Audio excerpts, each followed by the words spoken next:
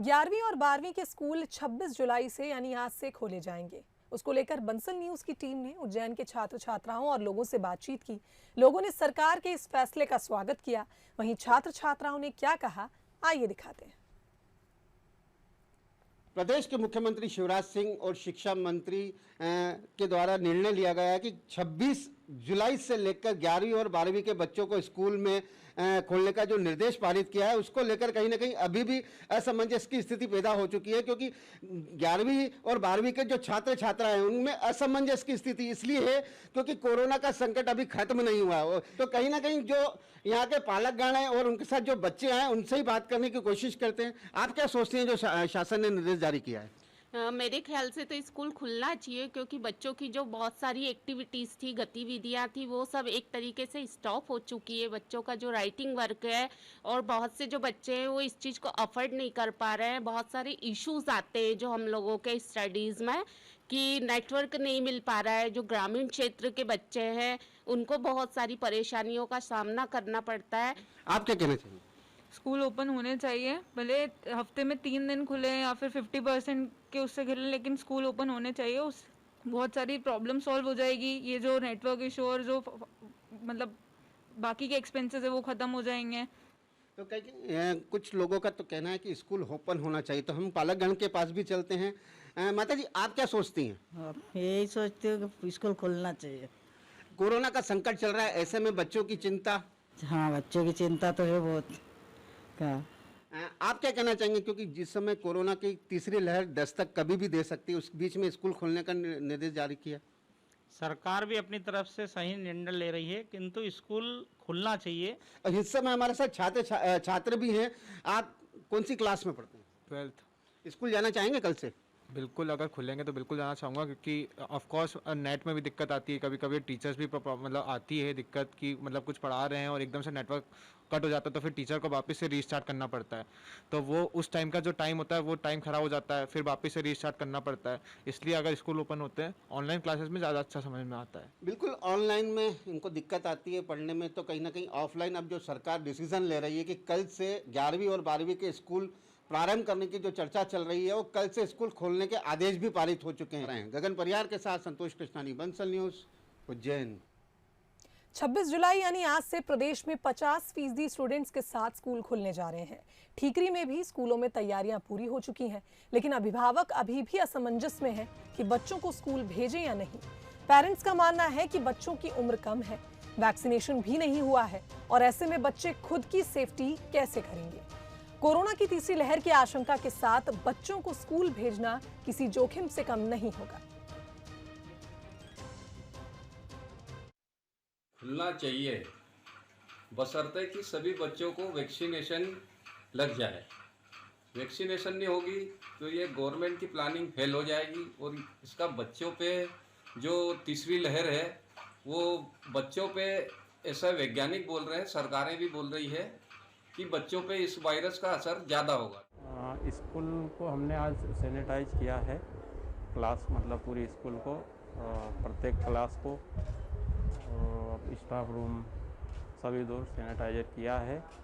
उसके अलावा बच्चों के लिए हमने यहाँ सैनिटाइज लगवाया हुआ है। जैसे ही बच्चा स्कूल के अंदर प्रवेश करेगा तो सैनिटाइज होकर अंदर जाएगा और बच्चों को हम बिना मास्क के अंदर प्रवेश नहीं करने देंगे। कोरोना की दूसरी लहर नियंत्रित होने के बाद बीजेपी ने उपचुनाव की तैयारियां भी शुरू कर दी हैं। बीजेपी ने मंत्रियों को उपचुनाव के लिए प्रभारी बनाने का फैसला किया। इनमें सबसे अहम खंडवा लोकसभा सीट का उपचुनाव है। खंडवा लोकसभा सीट जीतना बीजेपी के लिए प्रतिष्ठा का सवाल है, लिहाजा बीजेपी ने यहां अपने चुनावी प्रबंधन के महारथियों को उतारने का फैसला किया है।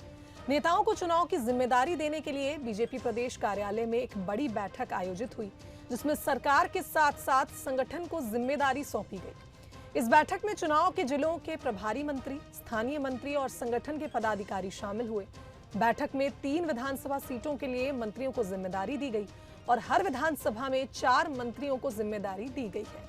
पृथ्वीपुर विधानसभा में अरविंद भदौरिया को चुनावी जिम्मेदारी दी गई। वहीं अलीराजपुर में विश्वास सारंग, तो रैगांव में राम खिलावन पटेल और मोहन यादव को खंडवा लोकसभा की पंधाना की जिम्मेदारी दी गई है। चुनाव के लिए भी बहुत महत्वपूर्ण चर्चा हुई है। हम सबको निर्देश दे दिया गया है, आदेश दे दिया है संगठन की तरफ से, तो हम लोग चुनाव के क्षेत्र में अभी से ही निकल के जाएंगे। मुझे पृथ्वीपुर में रहने का आदेश दिया है। वैसे हमारी बुधवार को रोज शाम को एक महत्वपूर्ण बैठक होने वाली है, जिसमें हमारे प्रभारी मिनिस्टर गोपाल भार्गव से लेकर सभी लोग रहेंगे। सभी को काम दिया गया है, जो यहाँ बैठक में बुलाए गए हैं उन सबको ही संगठन जिम्मेदारी दे रहा है।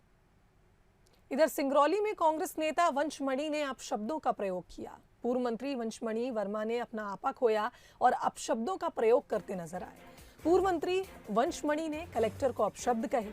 सोशल मीडिया में एक वीडियो भी वायरल हो रहा है, जिसके बाद ज्ञापन नहीं लेने पर कलेक्टर पर भड़के पूर्व मंत्री का ये वीडियो जमकर वायरल हो रहा है। कलेक्टर ने एसडीएम को ज्ञापन देने के लिए भेजा था और उसके बाद इस तरह से मंत्री जी नजर आए। हम सब डिवीजन में ज्ञापन देते तो एसडीएम को दे देते, तहसील में ज्ञापन देते तहसीलदार को ज्ञापन देते। एकदम आपको मैं कलेक्टर ही मान के ज्ञापन दे रहा हूँ, लेकिन बड़े दुख के साथ मुझे ये कहना पड़ रहा है, ये कलेक्टर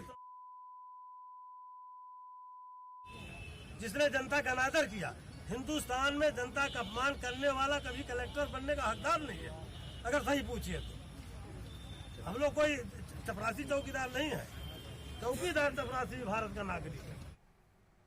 आगे बढ़ते हैं मंदसौर से खबर, जहां शराब मामले में वित्त मंत्री जगदीश देवड़ा का बयान सामने आया। दोषियों के खिलाफ अब सख्त कार्रवाई की जाएगी। घायलों को लेकर वित्त मंत्री ने डॉक्टरों से चर्चा की है और दोषियों को बख्शा नहीं जाएगा, ऐसा वित्त मंत्री का कहना है। तो जगदीश देवड़ा ने खंकराई की घटना पर दुख जताया और साथ ही घायलों को लेकर वित्त मंत्री ने डॉक्टरों से चर्चा की और कहा है कि दोषियों के खिलाफ सख्त कार्रवाई की जाएगी। मंदसौर जिले के ग्राम खंकराई में जो घटना हुई है वो दुर्भाग्यपूर्ण घटना है। घटना के तुरंत बाद सभी प्रशासन के अधिकारियों को निर्देशित किया है, कलेक्टर एसपी को निर्देशित किया है कि जितने भी इस प्रकार के दोषी लोग हैं उनके खिलाफ सख्त कार्रवाई करें और दोषियों को बख्शा नहीं जाएगा कतई, वो चाहे कोई भी हो। और जिन लोगों की मृत्यु हुई है उनके प्रति मैं संवेदना व्यक्त करता हूं और कुछ जो जिन अधिकारियों ने लापरवाही की है उनके खिलाफ भी सख्त कार्रवाई की जाएगी। तो अब आपको बताते हैं कि पूरा मामला क्या था। मंदसौर में जहरीली शराब पीने से 3 लोगों की मौत हो गई है, जबकि एक की हालत गंभीर बताई जा रही है। उसे इलाज के लिए जिला अस्पताल में भर्ती कराया गया, जिसके बाद घटना मल्हारगढ़ तहसील के खकरई गांव की बताई जा रही है। मौके पर पहुंचे आला पुलिस अधिकारियों ने घटना की जानकारी ली है। वहीं परिजनों और ग्रामीणों का कहना है कि कहीं से ये लोग शराब लेकर आए थे, लेकिन उसे पीते ही उनकी तबीयत बिगड़ गई। अस्पताल के डॉक्टर्स का कहना है कि मरीज को उल्टी और पेट की शिकायत थी और एक मरीज ने बताया कि उसने शराब पी। शराब पी थी? कहाँ से पी थी, कब पी थी? ये नेपाल से वहाँ से पी। नेपाल से। अच्छा, फिर किराना की दुकान से लाया था और घर आके पी।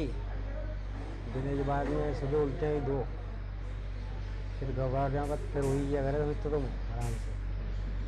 फिर 2 दिन से घर ही रहा, फिर भी उल्टे में सीधी। कितने लोगों ने पी थी आप साथ में? ये 7 मिनट था, मैं अकेला ले गया था घर जा ही पी। मैंने शराब पी शाम को और तबीयत ख़राब हो गई, अचानक उल्टी करने लगे और सुबह के लिए अस्पताल ले गए और 1 घंटा अस्पताल में इलाज चला और मृत्यु हो गई। अब परवत सिंह पिता भंवर सिंह करके एक पेशेंट आया था अभी 45 ईयर का। उसने बताया था कि उसने 2-3 दिन पहले से दारू पी थी और यहाँ पे एडमिट हुआ था पेट दर्द और वोमिटिंग करके। स्थिति अभी तो ठीक है, नॉर्मल है। जिला चिकित्सालय में एक व्यक्ति भर्ती हुआ है, खकरई गांव पिपले मंडी क्षेत्र का परवत सिंह। उसका स्वास्थ्य खराब हुआ था, जिसको देखने के लिए आए थे। पिपले मंडी क्षेत्र में आज घटना घटित हुई थी, जिसमें शराब पीने से तबीयत खराब होना बताया गया था। उनकी जानकारी के लिए वरिष्ठ अधिकारी मौके पर पहुंच गए हैं, पुलिस टीम वहां कार्यरत है और जो भी तथ्य हैं वो प्राप्त किए जा रहे हैं। जैसे जैसे तथ्य प्राप्त होंगे उन्हीं तथ्यों के आधार पर आगामी कार्रवाई कर दी जाएगी। अभी तक 3 लोगों के देहावसान की खबर है। अब वो किस वजह से हुई है, किस कारण से हुई है, वो स्पष्ट अभी जानकारी लेना बाकी है। तो जितने भी आरोपी थे उनके मकानों को धाराशायी कर दिया गया। बताया जा रहा है कि अब वित्त मंत्री ने भी इस पूरे मामले पर बयान दिया। जिस तरह से मृतकों की संख्या 3 बढ़ गई थी, उसके बाद चला दिया गया था। आपको बता दें कि वित्त मंत्री का भी यही कहना था कि जिस तरह से शराब पीकर लोगों की मौत हुई है, 3 लोग इसमें घायल हुए, माफ कीजिएगा 3 लोगों की मौत हुई है, उसके बाद अब पूरी कार्रवाई इस मामले में की जाएगी। आगे बढ़ते हैं, भिंड की ओर रुख कर लेते हैं, जहां जिला अध्यक्ष का पहला दौरा विवाद की भेंट चढ़ गया।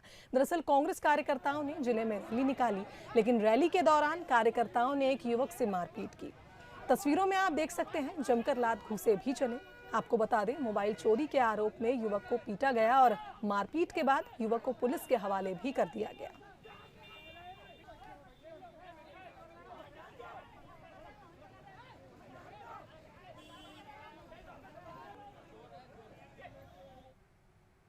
वहीं मध्य प्रदेश में अब बारिश को लेकर अलर्ट जारी हुआ। राहत आयुक्त ने 30 जिलों को पत्र लिखा है, जिसमें कलेक्टर्स को अब निर्देश दिए गए हैं। आपदा प्रबंधन को लेकर अलर्ट जारी हुआ है। कई जिलों में भारी बारिश की चेतावनी है। बता दें, कल 27 जिलों में ऑरेंज अलर्ट जारी किया गया था और अब खुद राहत आयुक्त ने 30 जिलों को पत्र लिखकर कलेक्टर्स को निर्देश दिए हैं। तो आपदा प्रबंधन को लेकर अलर्ट जारी हुआ है। कई जिलों में भारी बारिश की चेतावनी दी गई है। तो मध्य प्रदेश में मॉनसून एक्टिव हो चुका है, लगातार बारिश का दौर जारी है। ऐसे में अब राहत आयुक्त ने 30 जिलों को पत्र लिखकर कलेक्टर्स को निर्देश जारी किए हैं।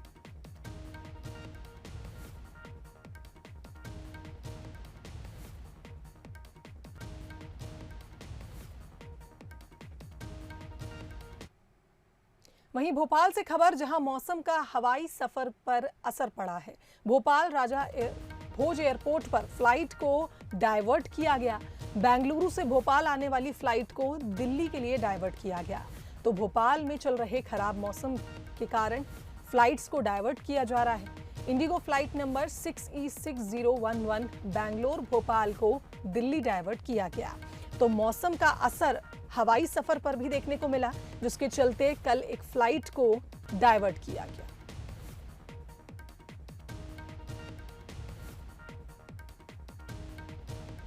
तो भोपाल के राजा भोज एयरपोर्ट पर फ्लाइट को डाइवर्ट किया गया। बेंगलुरु से भोपाल आने वाली फ्लाइट को दिल्ली के लिए रवाना किया गया, क्योंकि भोपाल में इतना खराब मौसम था, जिसके चलते फ्लाइट को डाइवर्ट करना पड़ा। मध्य प्रदेश में मॉनसून मेहरबान है। सावन की दस्तक के साथ ही पिछले 24 घंटे से प्रदेश में बारिश का सिलसिला जारी है। मौसम विभाग ने कई जिलों में ऑरेंज और येलो अलर्ट जारी किया है। होशंगाबाद, उज्जैन, इंदौर, ग्वालियर, गुना, शिवपुरी जैसे कई जिलों में ऑरेंज अलर्ट जारी किया गया। तो वहीं छतरपुर, टीकमगढ़, अनूपपुर, नरसिंहपुर में येलो अलर्ट जारी किया गया। तो कितनी बारिश कहां पर हुई है, ये भी आपको बता देते हैं। होशंगाबाद में अब तक 77.8 मिलीमीटर बारिश दर्ज हुई है। शाजापुर में 76.0, तो खंडवा में 62 मिलीमीटर बारिश हो चुकी है। बैतूल में 58.5 मिलीमीटर बारिश दर्ज की गई। तो पचमढ़ी में 56 मिलीमीटर बारिश हुई है। उज्जैन में 53 मिलीमीटर बारिश अब तक हो चुकी है। धार में 51, तो दमोह में 43 मिलीमीटर बारिश दर्ज हुई। राजधानी भोपाल की अगर बात करें, यहां पर बारिश 41.3 मिलीमीटर हो चुकी है। रायसेन में 39.2 मिलीमीटर, तो सागर में 33.4 मिलीमीटर बारिश दर्ज हुई। इंदौर में 32.1 मिलीमीटर बारिश अब तक हो चुकी है। तो इधर खरगोन में 23.4 मिलीमीटर बारिश देखी पड़ी।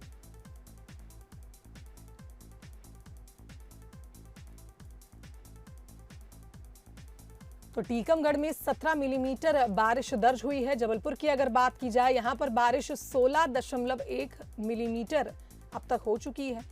मध्य प्रदेश में 1 जून से अब तक 356.2 मिलीमीटर बारिश पूरे प्रदेश में दर्ज की गई है। अब तक प्रदेश में औसत बारिश 366.8 मिलीमीटर बारिश होनी थी, लेकिन 1 जून से अब तक भोपाल की अगर बात की जाए तो ये आंकड़ा 430.1 मिलीमीटर हो चुका है।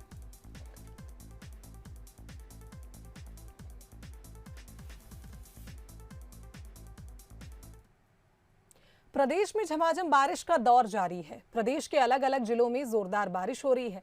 वहीं मंडला में बारिश के चलते नर्मदा नदी का जलस्तर भी बढ़ गया है, जिसके चलते नर्मदा का रप्ता घाट डूबने की कगार पर है। अलीराजपुर में लोग लापरवाही बरतते हुए उफनते नदी नालों को पार करते नजर आए। इधर देवास में मक्सी रोड पर भक्ति एवेन्यू कॉलोनी में पानी भर गया। जलभराव के चलते कॉलोनी के लोगों को परेशानी का सामना करना पड़ा।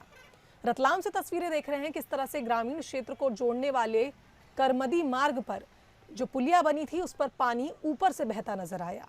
आगर मालवा में भी पुल पर पानी भरने से लोग लापरवाही बरतते नजर आए और जान जोखिम में डालकर उफनती नदी को पार करते नजर आए। उन्हेल में भी बारिश के चलते लोगों को काफी परेशानियों का सामना करना पड़ रहा है और ये तस्वीरें बयां कर रही हैं कि किस तरह से मॉनसून का असर पूरे प्रदेश में देखने को मिल रहा है।